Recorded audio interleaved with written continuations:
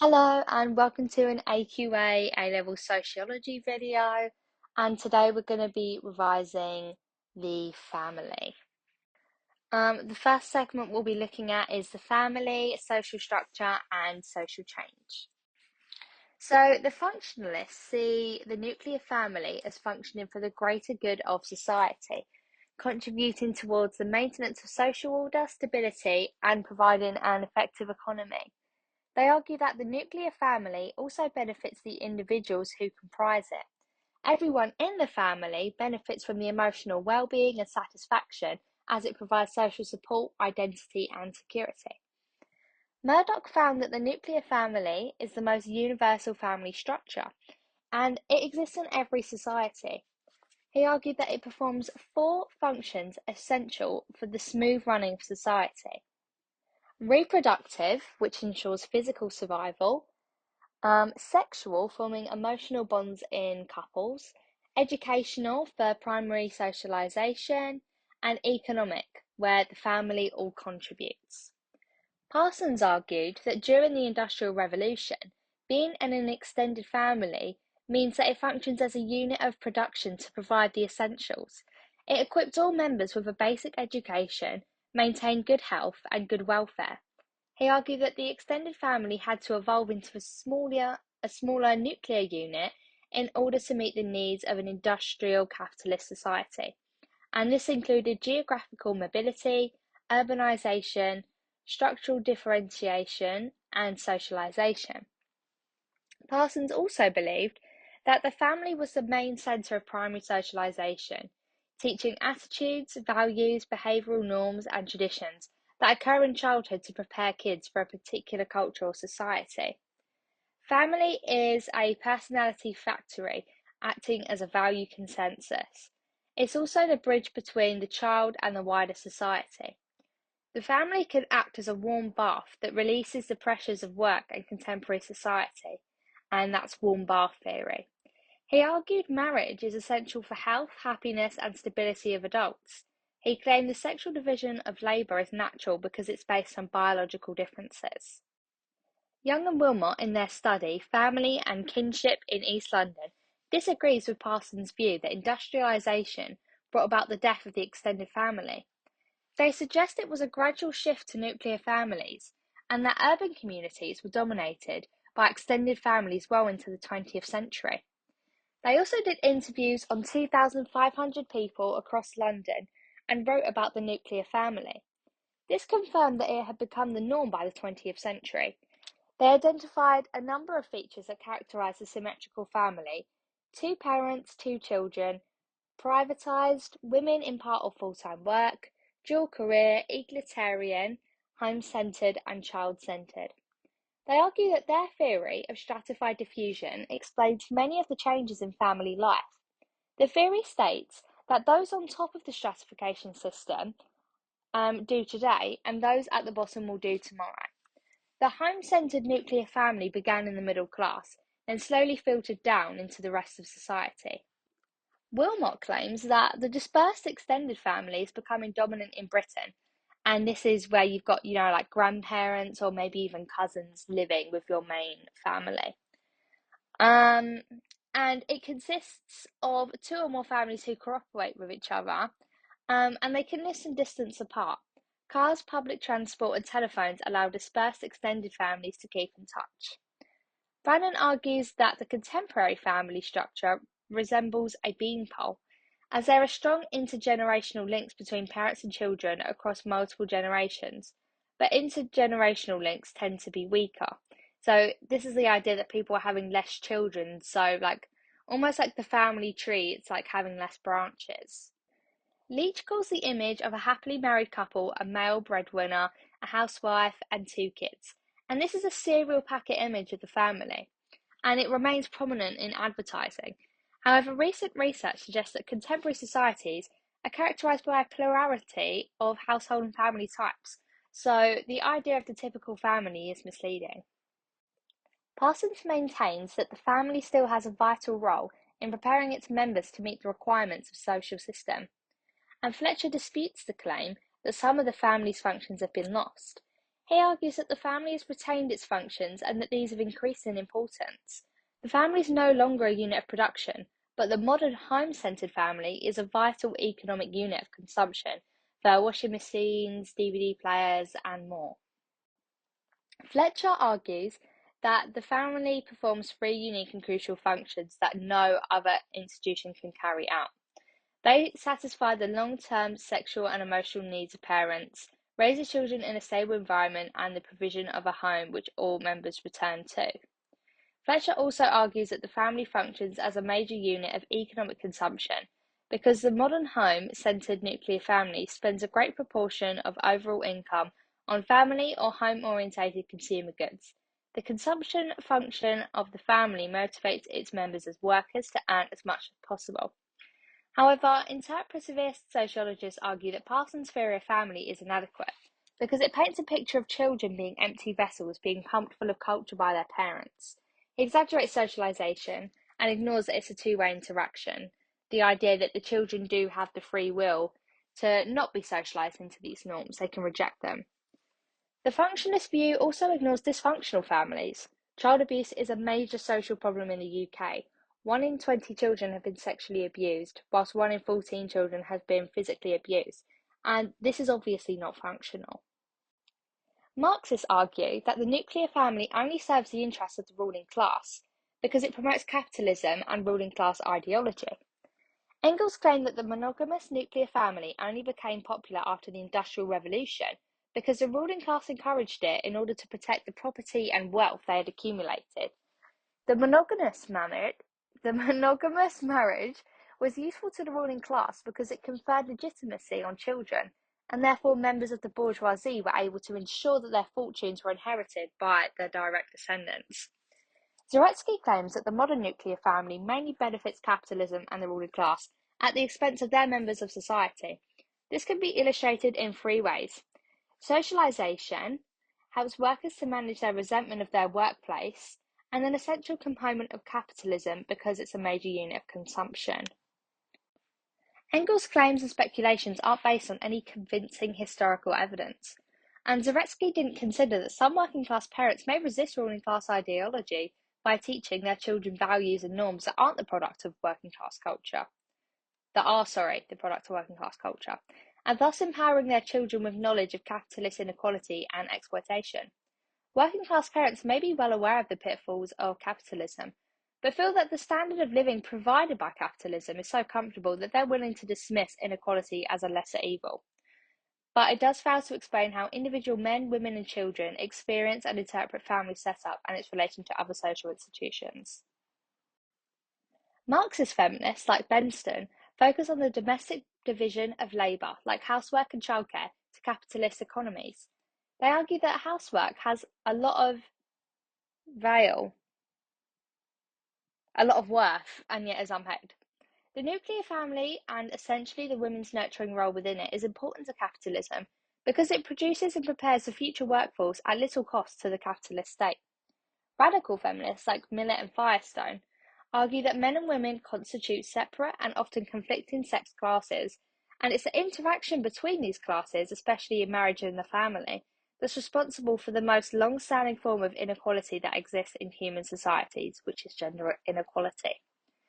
The nuclear family benefits the heterosexual man by teaching children patriarchal ideology, and the idea of the sexual division of labour is natural and unchangeable via gender role socialisation. Liberal feminists like Oakley have attempted to pin down the source of gender discrimination and patriarchal inequality that has traditionally characterised male-female relationships in the family and other institutions.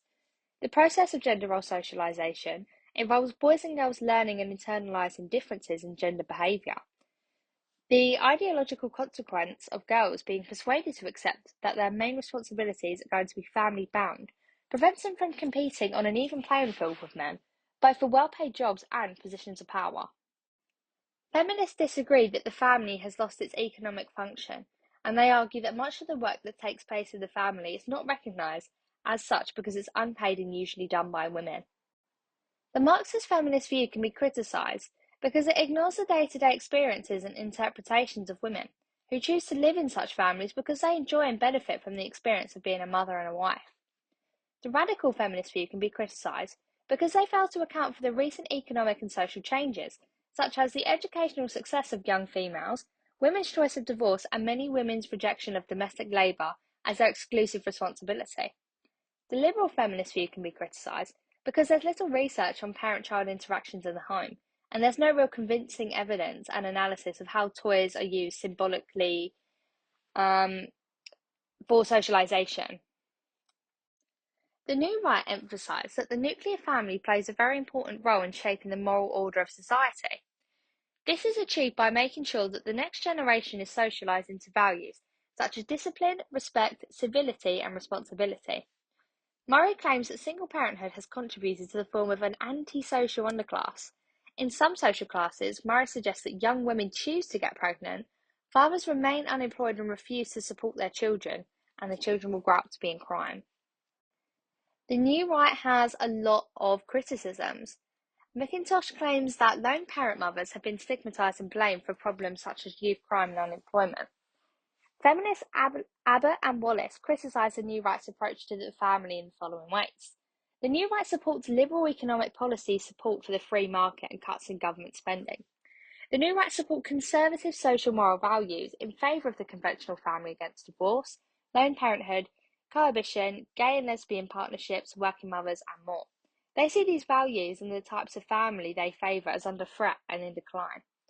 They're also critical of any laws or aspects of the welfare state, which might allow or encourage alternatives to traditional nuclear families. They object to benefit payments both because of the cost to the government and because they might encourage dependency on the state. New right thinking has been criticised more by feminists, seeing it as ignoring gender inequality and abuse within families. Marxists see it as ignoring the role of families in capitalism, and postmodernists celebrate the move away from traditional families rather than criticising it, but it still offers a different point of view.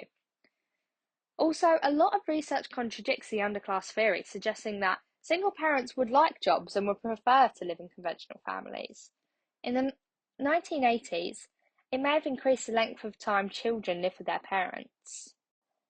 Postmodernists argue that there can be no meta-narrative of how family life is or should be. Stacey believes that contemporary societies have developed the postmodern family. She associated the changes in family with a movement away from the single dominant family type towards a greater variety of family relationships. Arrangements in the postmodern family are diverse, fluid, and unresolved. The postmodern family has destroyed the idea that the family processes through a series of logical stages. The postmodern family can create unsettling instability, but it is an opportunity to develop more egalitarian family relationships. Postmodernists reject the view that there's any single type of family that always performs certain functions. With increasing diversity, some individual families and some types of family may be radical forces in society, like gay and lesbian families.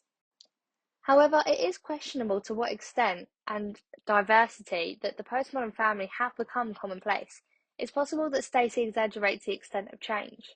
And last time I checked, I'm pretty sure the nuclear family was still, 60% of families. Some sociologists accept that important changes have taken place in the family, but they still think that we live in a modern era and have not yet entered postmodernity. Giddens argues that intimate relationships have undergone changes. Recently, plastic sexuality has developed where contraception has meant sex can be for pleasure rather than conceiving children. Relationships are no longer based on the idea that a relationship is permanent. They're now based on confluent love, where both partners get what they want from a relationship. In the resulting of pure relationships, divorce and other breakups become much more common. People are unwilling to stay with unsatisfactory partners due to the reflexive project of self, a constant reflection and attempt to improve your life. Beck sees individualization as the main characteristic of modern life. Individuals expect to make their own decisions about more aspects of their life. More opportunities are open to everyone, especially women. There is little security and intimacy in everyday life, so people seek emotional security in families. Without fixed and clear roles in the home, there's more conflict. The normal chaos of love results and leads to higher divorce rates.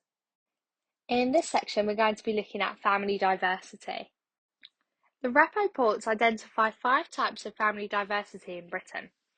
Organisational diversity is where there are variations in family structure, household type, patterns of kinship, and the differences in the division of labour. There are also increasing numbers of reconstituted families, like families formed after divorce and remarriage.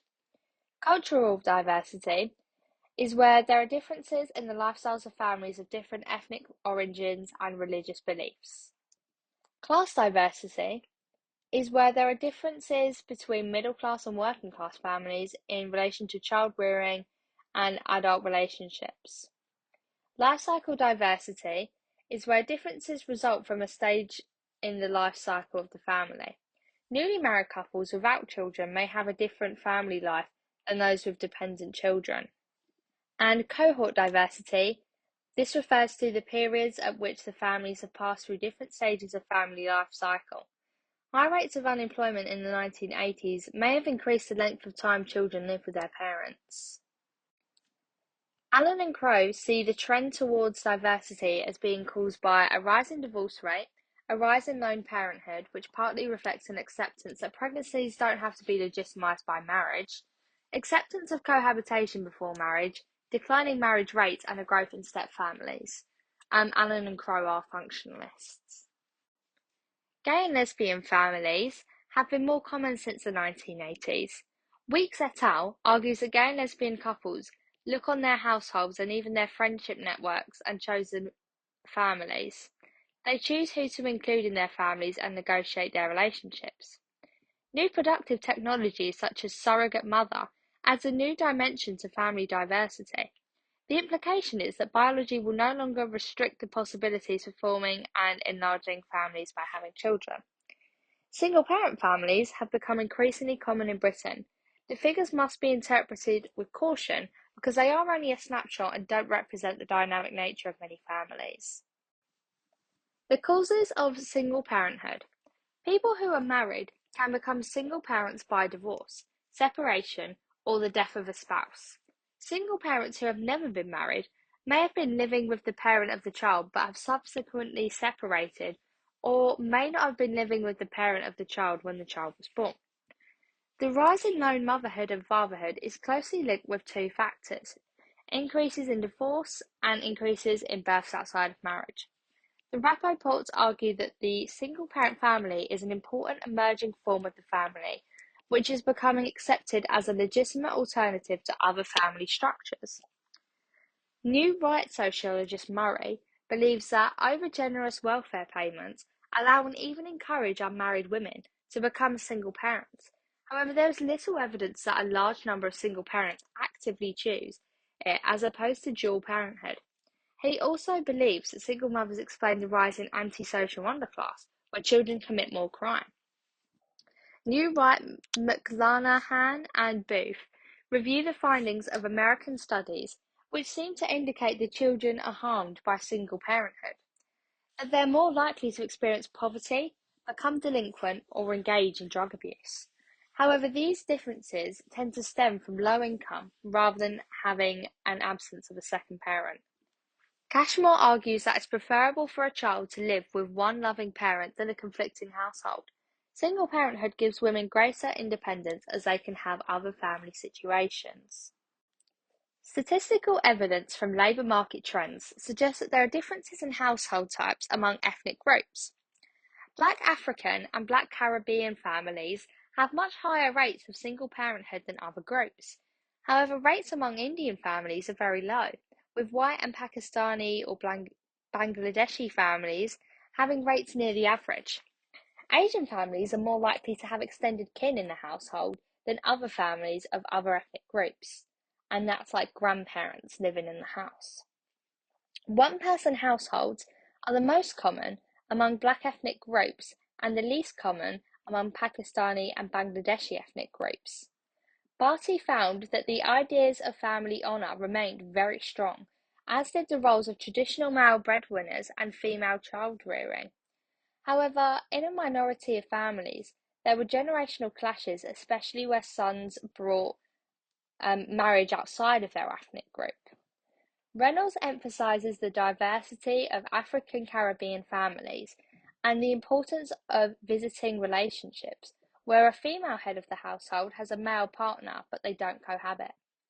The evidence from different ethnic communities suggests that immigrants and their descendants have adapted to fit British circumstances, but still retain some distinctive features in their patterns of family life. Functionalist Chester argues that the changes have only been minor to family structures. Nearly half the population still live in nuclear family households, and it's inevitable that at any one time, some people won't be members of the nuclear family households. However, the vast majority of people still experience the parent-child household at some point. Chester also accepts that many families are no longer conventional, in the sense that the husband is the sole breadwinner. He sees this type of family as neo-conventional, little different from the conventional family, apart from the increasing number of wives working for at least half of their married lives. Somerville believes that most people still aspire to conventional family life, and Dent-Chattel found that a new individualism promoted by family diversity, as did the nature of family life in the Bangladeshi community, but there was also a move back towards valuing conventional family life amongst some residents. This segment is looking at conjugal roles. Functionalist Wilmot and Young's idea of the symmetrical family claims that domestic work and leisure activities between spouses are shared. Relationships of this kind are called joint conjugal roles as opposed to segregated conjugal roles, which is where the roles are unequal. There's generally no accepted way of measuring inequality between husbands and wives. Different researchers have researched this in different ways. However, most find little evidence that inequality in marriage has been significantly reduced. Feminist Oakley argues that the claim of increasing symmetry is based on inadequate methodology. Wilmot and Young's conclusions were based on one interview question only, which was worded in a way that could exaggerate the amount of housework done by men. Oakley conducted research and found little sharing of household tasks. Inequality can also be measured. In terms of time use, Wilmot and Young found that the differences between men's and women's total work outside and inside the home were not great. Feminist Gershoni, I think, found that husbands of working women continue to do less than half of the total paid and unpaid work done by their spouses. However, although the dual burden of paid and domestic work remained for women, men seemed to make more effort to do the housework when wives were in paid work. A study by Hardil et al. Found that although males dominated decision-making in most households, this was not the case for a significant minority of households where the relationships were more equal. Feminist Powell studied how couples manage their money. Just over a quarter of the couples in her study had a system of money management in which there was a fair degree of equality. However, in about 60% of families, the husband was in control or had more power. The wife control was more common in poorer families, where managing the budget was a burden.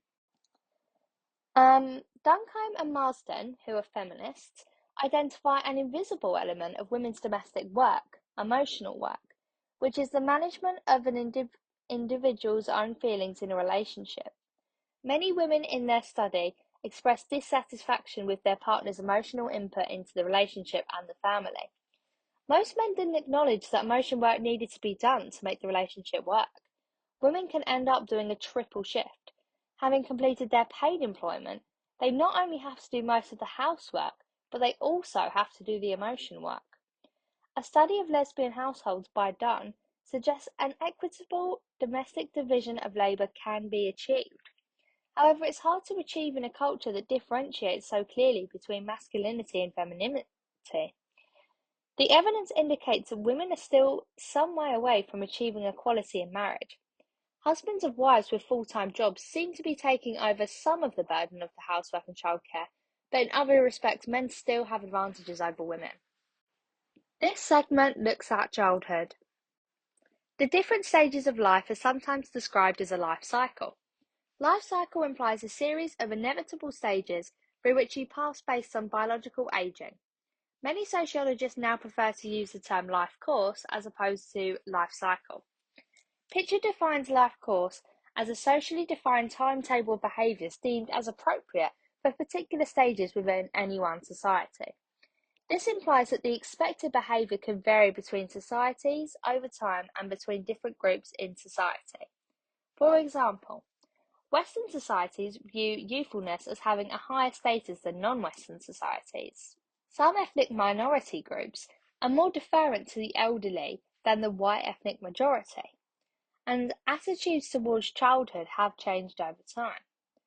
From this viewpoint, chronological age doesn't determine the nature of age groupings in society, which are largely a social construct. Their meaning is defined by society. Postmodernists Featherstone and Hepworth believe that even the life course has been deconstructed so that there are no clear distinctions between the behaviour expected at different stages of life. Childhood is often seen as a natural stage of life shaped by biological age. What is expected of children and the social roles that they take is seen as a product of the chronological age of children.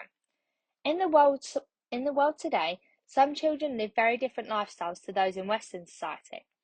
For example, Wyness notes that in Mexico until recently, most children did paid work. According to the Amnesty International, there are child soldiers in more than 30 countries. In Samoa, children are expected to perform dangerous and physically demanding tasks, and amongst the Tikopia, I think, in the Western Pacific, children are not expected to be obedient. Many sociologists see childhood as a social construct, a role which is defined and specific to particular societies at particular times. Aries believes that the whole idea of childhood is modern and that childhood didn't exist in medieval times. Children in this period were treated as little adults. People didn't bother to notice their chronological age. There were few specialist clothes, toys, or games for children. They weren't seen as innocent or kept away from the adult world. They were expected to help out and work as soon as they could. Many children died before growing up, but families didn't keep pictures, and there was a very limited mourning of child deaths in the medieval period. After the 16th century, modern conceptions of childhood developed, where chronological age was important. Children who died were mourned, and portraits of them were sometimes kept. Specialist toys, games, and clothes for children developed. Schooling kept children away from the adult world, and children came to be seen as innocent. Families became much more child-centered, with children being seen as more special. Aries gives the following reasons for this. The introduction of education kept children separate from adults and extended the transition to adulthood. The infant mortality rate fell, as most children survived and parents had fewer children. They were more committed to the children they had. And by the 20th century, specialist sciences like psychology and pediatrics emphasised the need for parents to care and nurture children. Shorter puts forward other reasons for modern childhood developing. The idea of romantic love developed, which made children seem more important as a product of a special relationship. Philosophers such as Rousseau, I don't know how to say that, emphasised that children were born good and needed careful nurturing. The idea of motherhood involving sacrifice for the benefit of children emerged. Postmodernist Postman argues that the invention of the printing press is important because it meant that children had to spend many years learning to read before becoming adults. Pilcher sees 19th century factory legislation banning children from factories and mines as crucial. Postmodernist Postman puts forward a postmodern view of childhood. He argues that the distinction between childhood and adulthood is breaking down in postmodernity, leading to the disappearance of childhood and the development of mass media, exposing the children to the adult world, including images of sex and violence. Late modernist Jenks shows a concern for the loss of children's innocence, antisocial behaviour, and exposure to adult knowledge, but children are still regulated and restricted. He argues that adult-child relationships are changing in late modernity. Parents place even more emphasis on relationships with children than they do relationships with partners. Parent-child relationships are the last primary relationships because rising divorce makes marriage less permanent. Jenks also argues that all theories of childhood tend to generalize about changes in childhood and fail to take into account variations according to class, gender, ethnicity, and more. This section is about marriage and marital breakdown. We're like more than halfway through. We've got just more than 10 slides left, guys. A number of threats to marriage have been identified, and this has led to some commentators to express concern about the future of the family. The threats fall into two categories: threats resulting from alternatives to marriage, and threats resulting from the breakdown of marriages. Where it says alternatives, that just means like cohabitation. The rates of first marriages in the UK have decreased. It's argued that marriage is becoming less popular. There may be a number of reasons for this. This could be because there's greater priority for women to get their careers, and the impact of feminism, which has made marriage seem less attractive. The development of what late modernists Beck and Beck-Gernsheim describe as individualization. This is where people feel they can choose whether to get married rather than feeling that they have to get married. The importance of what the late modernist Giddens calls confluent love. This is where people will only wish to marry if they can find a partner who provides them with personal fulfillment.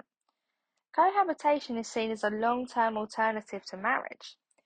However, some see the decline as marriage is due to people delaying marriage rather than not getting married at all.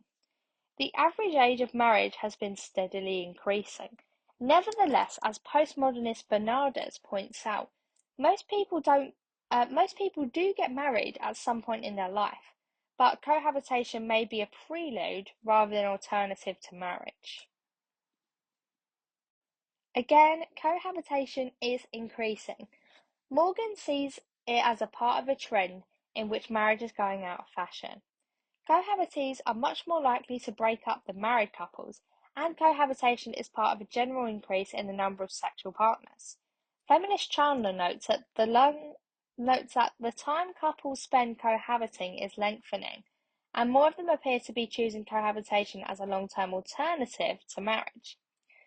A further threat to marriage comes from the decline in fertility and birth rates. Many single-person households may be formed as a result of divorce or separation, but others may result from a deliberate choice to live alone. Single-person households are becoming more common in Britain. The second type of threat to contemporary marriage is the apparent rise in marital breakdown. Marital breakdown can be divided into three main categories: divorce, separation, and empty shell marriages. There was a steady rise in divorce rates in modern societies throughout the 20th century. The rates appeared to stabilise during the 1900s, though they're still very high. The proportion of remarriages has also been rising. Reliable figures for empty shell marriages are unavailable. Functionalists like Parsons and Fletcher argue that the rise reflects the increasing value that is now put on marriage. People expect and demand more from marriage, and are more likely to end a relationship which might have been tolerable in the past. The isolation from the nuclear family and wider kin places strain on the marital relationship. Functionalist Leach suggests that the nuclear family suffers from an emotional overload which increases the levels of conflict between its members.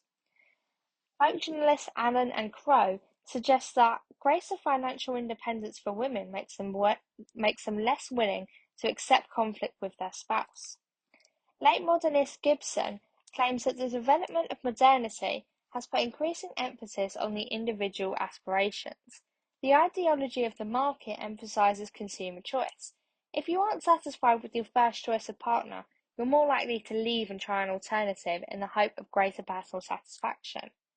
It's generally accepted that the stigma attached to divorce has been considerably reduced. Gibson believes that secularization has weakened the degree to which religious beliefs can bind a couple together and make divorce less likely. Changing attitudes in divorce have led to changes in the law which have made it easier to obtain a divorce. The costs for obtaining a divorce have decreased and the grounds for divorce have widened. There's no need to show that either partner is at fault in order to prove that the marriage is broken down. And in 2002, new legislation required spouses to pay a fixed proportion of income towards childcare costs if they didn't have custody of the child, child support.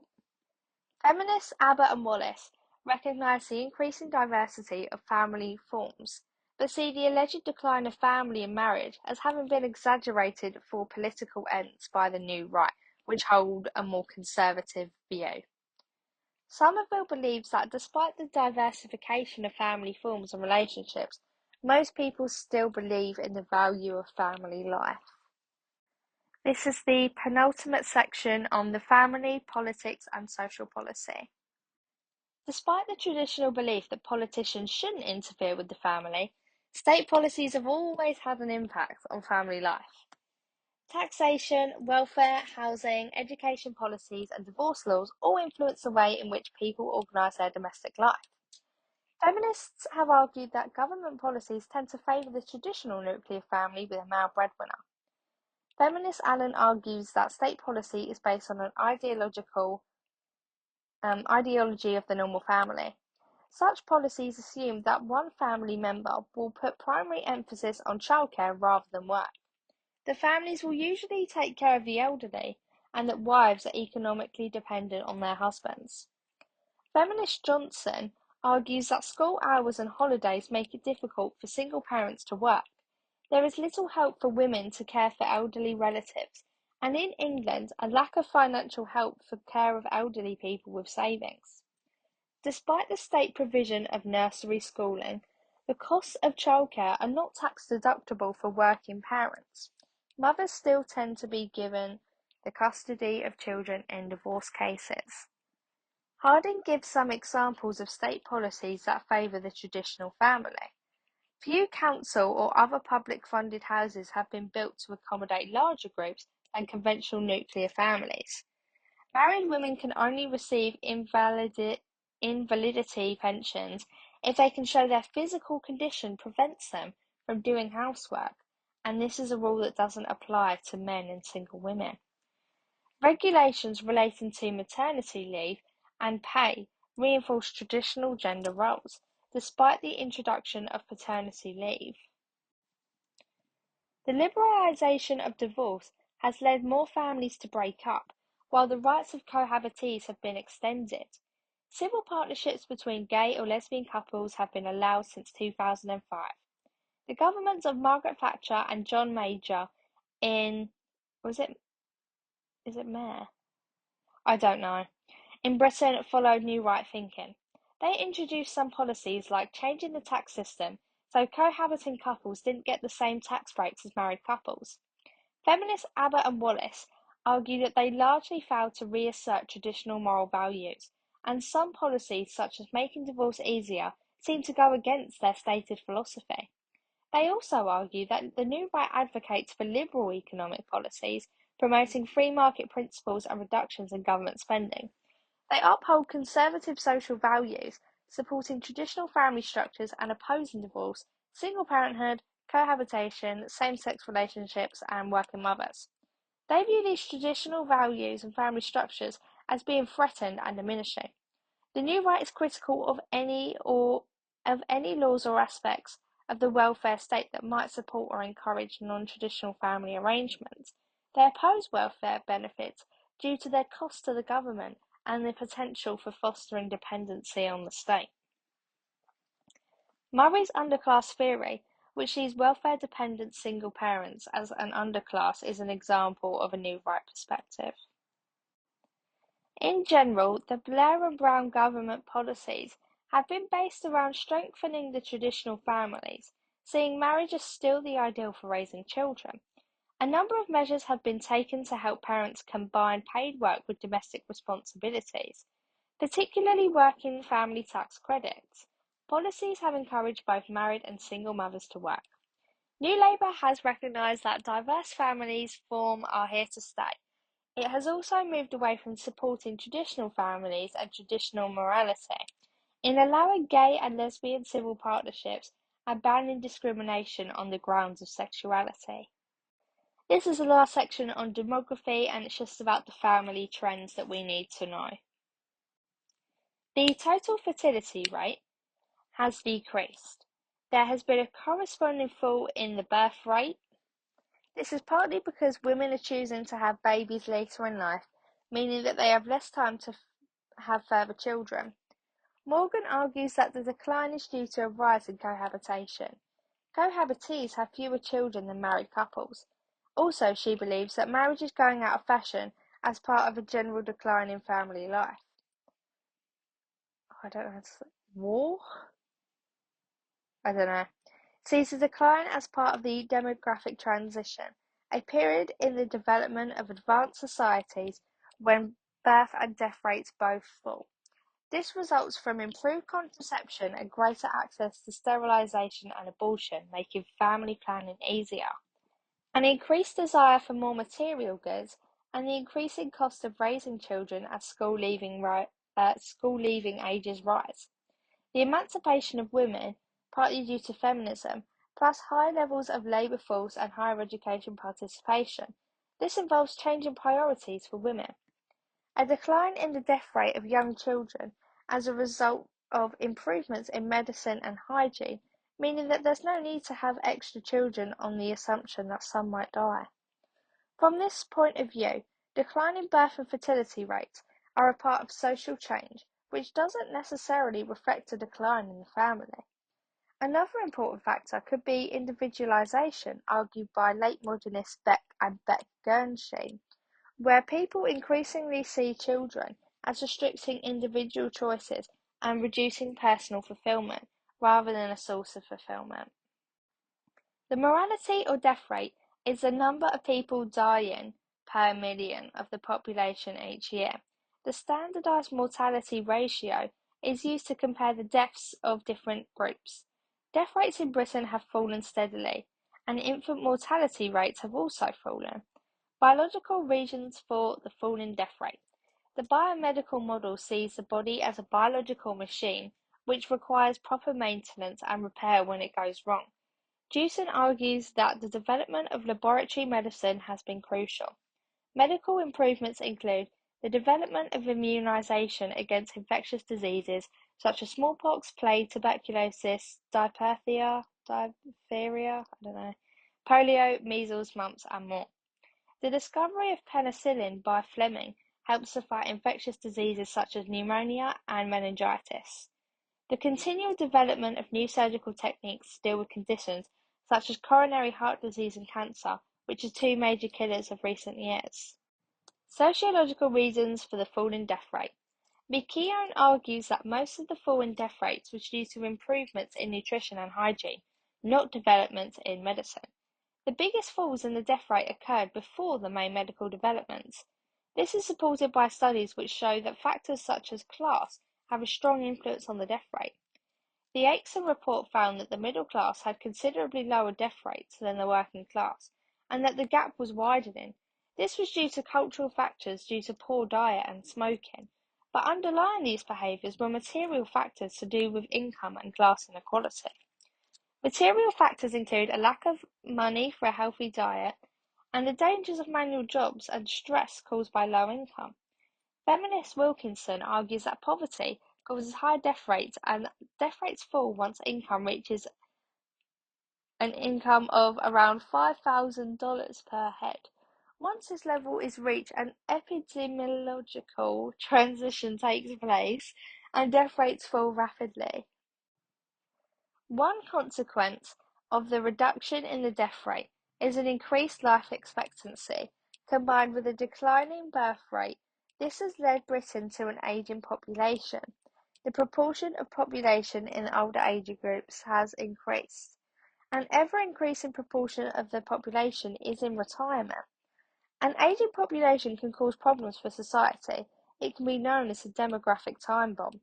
A particularly large problem facing Britain is the large numbers in the baby boom generation, a particularly large cohort born after World War II. Problems include an increasing cost of pensions for employers and the state, a declining proportion of the population of working age, reducing the taxes available to pay for the costs of the elderly, an increased financial burden on health and social services, and an increased burden on adult children caring for elderly relatives. Feminists argue that this burden tends to fall on women, who may have paid employment themselves. Vincent argues that there's an exaggerated fear of the consequences of an ageing population.